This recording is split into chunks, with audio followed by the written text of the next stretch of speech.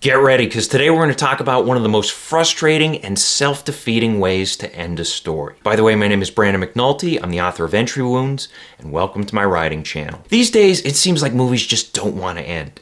Now, to be clear, the problem isn't that their run times are getting longer. Rather, the problem is that the stories themselves are designed in a way that makes them feel longer.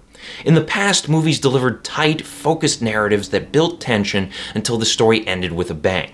Nowadays, however, some movies pad their runtimes by building toward a false ending, then rebooting the conflict for an extra 10 or 20 or 30 minutes.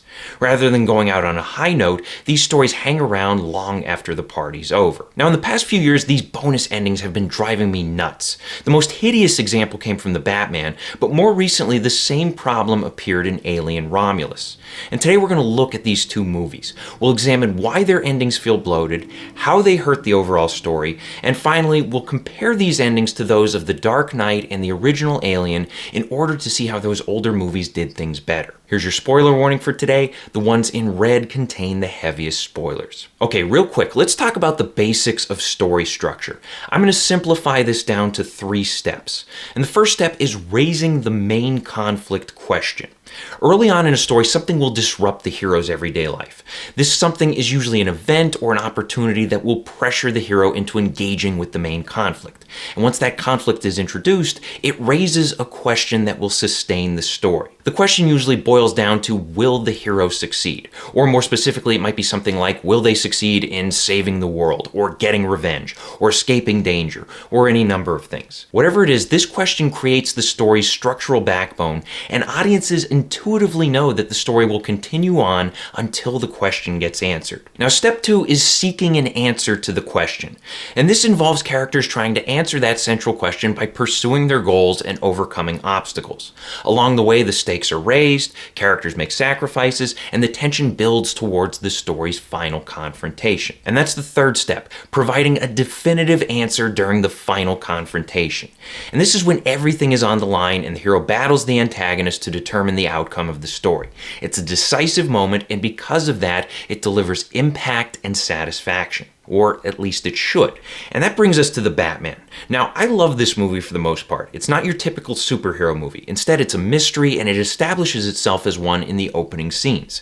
A high-profile murder is committed, then Batman plays the role of detective, and he must solve riddles in order to expose citywide corruption and catch the Riddler. Throughout the story, he seeks answers, faces obstacles, and finally captures both Carmine Falcone and the Riddler. And that's it. Mystery solved. Main conflict over. But then the movie reboots the conflict and goes on for another 30 minutes. It turns out the Riddler influenced a gang that is causing havoc, and now Batman has to react to this new threat and stop these nameless, faceless goons in an over-the-top action sequence.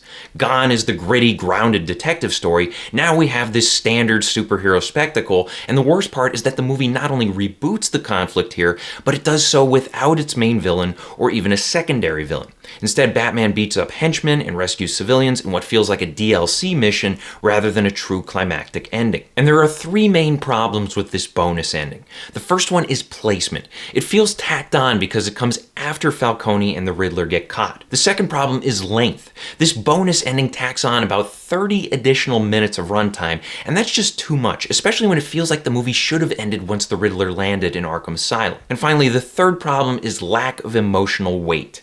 Batman fighting a bunch of henchmen doesn't carry the same weight as him trying to expose Carmine Falcone or capture the Riddler. Those 2 villains were established early on and developed over the course of the story.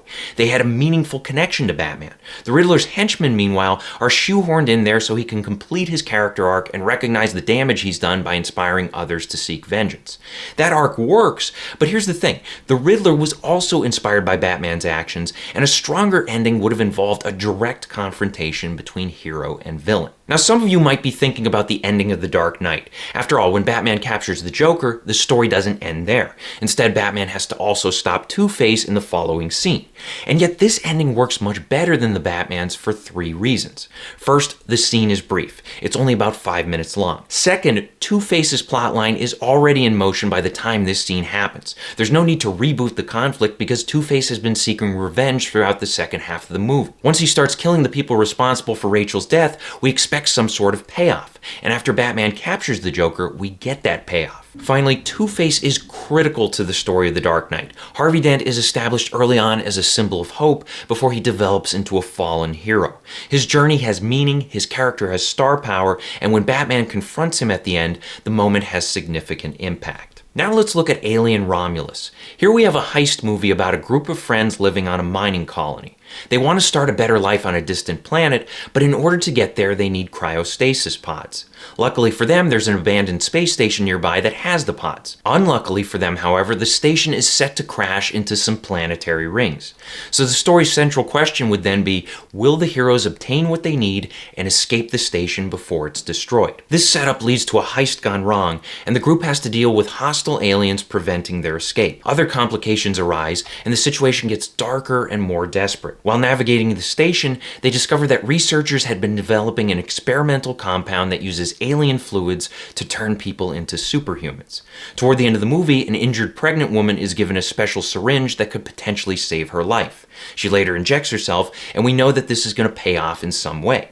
However, it's not until after the two main characters defeat the aliens and complete a thrilling escape that we do get this payoff. And much like with the Batman, we have a situation where the conflict has to reboot itself. The pregnant woman prepares to go into stasis, and then her mutated baby is born. So what happens here is that the story introduces a new problem, the protagonist tries to solve the problem, then a brand new monster springs to life and goes on a rampage, and then the protagonist has to climb into a spacesuit, burn a hole in the ship, and kill the creature off in an elaborate way. It's an homage to the final confrontation in the first Alien movie, but it's nowhere near as effective. In the original, Ellen Ripley was dealing with a clearly established monster that had terrorized her and her friends throughout the second half of the movie. There was a connection between Ripley and the xenomorph, and the final scene showcased the alien's persistence. It made the monster iconic, and it forced Ripley to rise to the challenge. But with Alien Romulus, once again we have an ending with three familiar problems. The first problem is placement. We get this huge new development that comes after the heroes obtain the sleep pods, kill the xenomorphs, and make a dramatic escape from the space station. The main conflict has been resolved, and now we get this bonus ending. Second problem is length. This bonus ending adds a 10-minute sequence to the end of the movie. Ironically, this sequence feels both bloated and rushed at the same time. There's so much going on here, and there's barely any room for it to breathe. Remember how the original movie showcased the xenomorph's life cycle by punctuating each stage as it went from egg to facehugger to chestburster to adult? That had impact because there was plenty of time to create mystery, suspense, and tension. Meanwhile, though, in Romulus, we get this rush job where this hybrid monster's life cycle is crammed in at the end, and it leads to a lack of emotional weight. When you rush a villain, you waste a villain, and I can't help but think that this creature should have been introduced in the middle of the story. That would have given us time to be curious about the thing while gradually coming to fear and understand it. It would have also allowed for the heroes to develop a connection to the monster, which would have built suspense and set up for a stronger finale. Instead, this homage fails to match the original movie's ending, which consisted of a tense 5-minute sequence in which Ripley confronted a deadly enemy that had been hyped up over the course of the film. This sequence felt both shocking and necessary because of the way the story was structured and how it built toward this meaningful payoff. Ultimately, The Batman and Alien Romulus are two examples of movies that simply didn't know when to cash out. While a bonus ending might sound fun in theory, in reality it runs the risk of undermining the real climax of the story and forcing things to end on a rushed and disappointing note. So I hope this helps. Question of the day: what recent movie ending has frustrated you the most? Let us know in the comments section below. Thank you for watching. If you want to support the channel, please pick up a copy of any one of my books and be sure to leave reviews on Amazon. Entry Wounds is great if you like thrillers. It's about a guy who picks up a haunted gun and he can't put it down till he kills 6 people with it. Also be sure to like, share, and subscribe. Check out my other videos. Maybe hit that thanks button for me. And as always, remember to keep on writing.